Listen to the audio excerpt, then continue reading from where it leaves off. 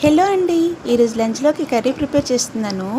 ఏంటి అంటే అన్నీ కొంచెం కొంచెంగా ఉన్నాయండి. ఎగ్సే 2 మాత్రమే ఉన్నాయి. తర్వాత వెజిటబుల్ అన్నీ ఒక్కొక్కటే ఉన్నాయి. అవన్నీ మిక్స్ చేసుకొని కర్రీ ప్రిపేర్ చేయాలి అనుకుంటున్నాను.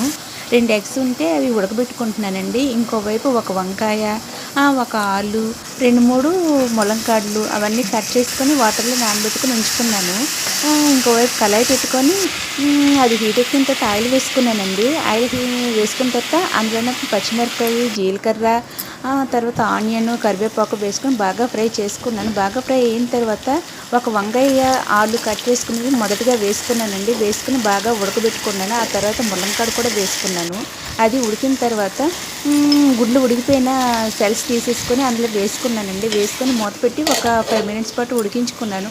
ఉడికిపోయండి అందులో ఉప్పు, కారం, పసుపు, ధనియా పౌడర్ వేసుకొని బాగా మగ్గనిచ్చాను. మగ్గిన తర్వాత అప్పుడు ఒక 4 టమాటీని తీసుకొని మిక్సీ చేసుకొని పేస్ట్ ప్రిపేర్ చేశాను. ఆ టమాటీ పేస్ట్ని కూడా వేసుకొని అందులో కొంచెం వాటర్ని కూడా యాడ్ చేశానండి. వేసుకొని ఒక 5 మినిట్స్ పాటు మూత పెట్టుకొని ఉడికించుకున్నానండి.